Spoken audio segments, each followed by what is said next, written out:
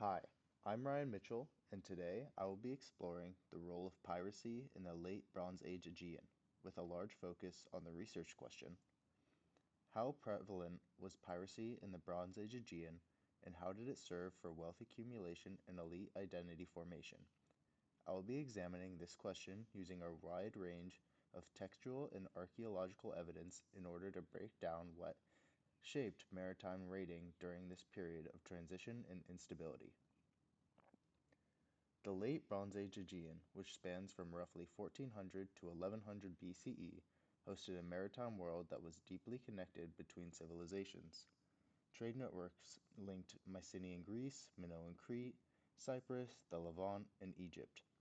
While the expansive trade networks were important for technological advance, they exposed each and every region to some sort of danger.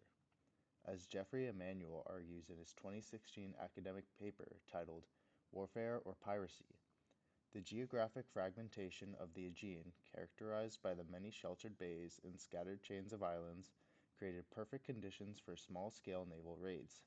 These raids were not just a small hiccup for any civilization either, they were embedded in regional politics and were especially prominent after centralized control began to relinquish.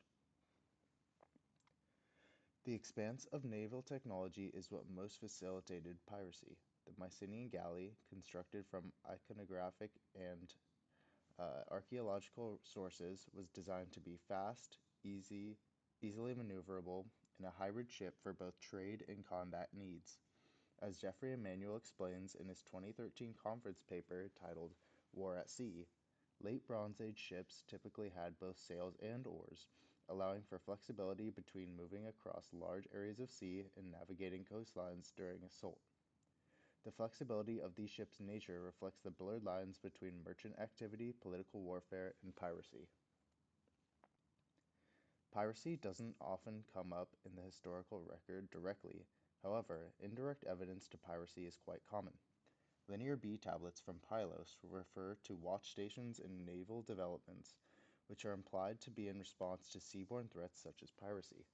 Similarly, Egyptian sources such as the reliefs at Medinet Habu depict turbulent naval engagements with sea peoples, a term used to encompass Aegean pirates or warriors that got lost from their homes.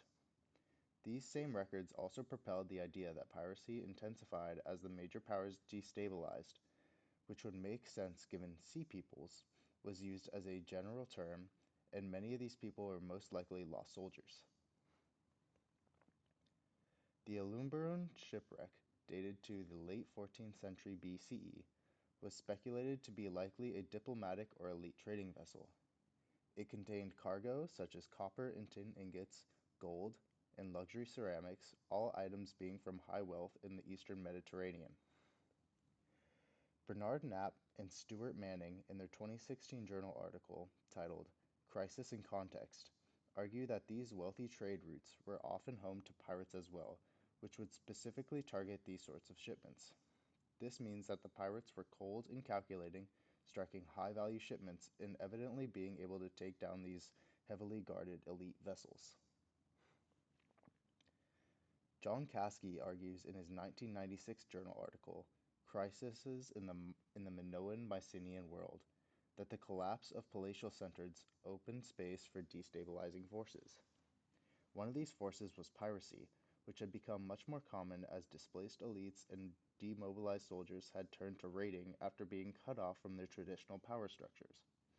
This adjustment to a new life after displacement was both a means for survival and a means to access wealth and prestige once again outside of palace oversight. Hoards of weapons from the post-palatial period are frequently found outside of palatial contexts.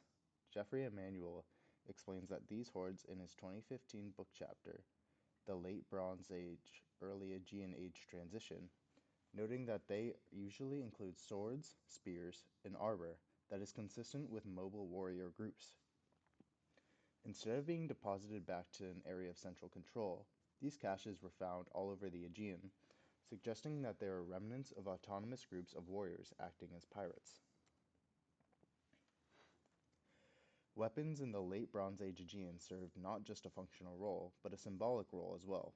These swords, spears, and axes found in burials or hoards often show signs of heavy use and ritual deposition.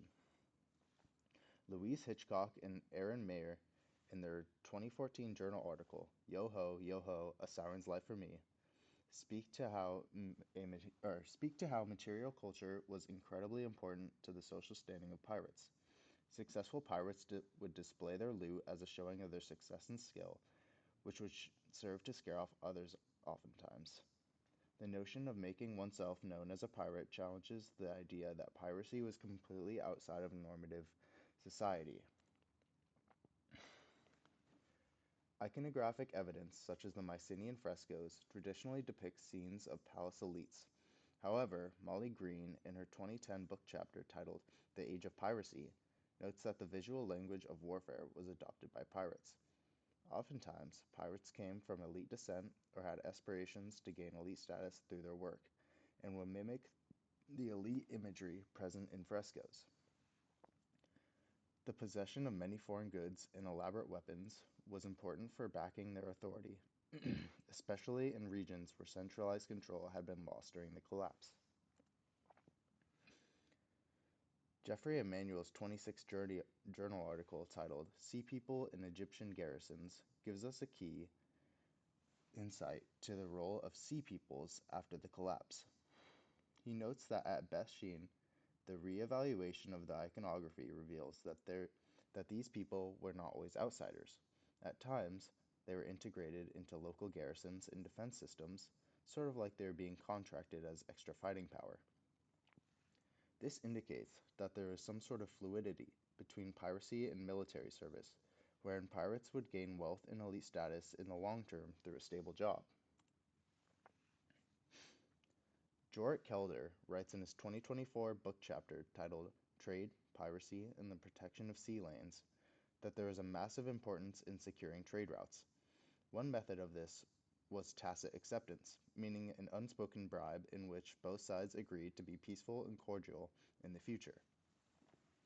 Pirates would make use of this in order to travel safely between areas using their prepaid, quote, safe zones. As the Mycenaean states weakened, pirates began to protect these areas, which further blurred their lines between protectors and predators in the late Bronze Age Aegean seas. Visual reconstructions of late Bronze Age raids suggest quick, coordinated strikes, which were likely carried out by small groups that were very familiar with the surrounding terrain. Reinhard Young, in his 2009 book chapter called Pirates of the Aegean, proposes that these small groups included local actors and migrants from all across the Aegean. This idea supports the use of the term sea peoples to encompass these pirates, as the lines are incredibly blurred between career pirates and just people trying to survive after their displacement. These raiders mostly targeted weak coastal settlements, pillaging all of the wealth and keeping captives as ransom or as new members of their crew. While it's easy to make assumptions about these pirates, modern comparisons must be made cautiously to not create false narratives. Within her 2010 book chapter, The Age of Piracy, Molly Green illustrates how Bronze Age Aegean piracy has similarities to the mainstream pirates we all know and love. She notes how both operated within economic networks, using these trade routes to offload stolen goods, find shelter, and maintain their ships. These pirates needed to go somewhere to dock and upkeep their ships and sell off their goods, which suggests that anywhere they did go, they had actors on the inside of any society to not give away their operations. Pirates were not just outlaws of the sea. They are an intricate group of criminals located all over the Aegean in a massive interconnected money-generating scheme. Overall, piracy in the late Bronze Age Aegean was a complicated force, constantly changing and persistent all over the area. Piracy grew significantly as palatial control weakened at the end of the Bronze Age, offering both economic opportunity and a path to elite status for these sea people. Pirates were complex. They were not just destroyers and pillagers. They were the products of the collapse and played a crucial role in naval warfare, forming new focuses for defense ports and trade routes. Through material culture, displays of violence, and strategic alliances, pirates shaped the Bronze Age Aegean maritime world during a time of chaos, finding opportunity in the conflict. Thank you for listening to my video. It was a pleasure to make. Please let me know in the comments if you have any questions.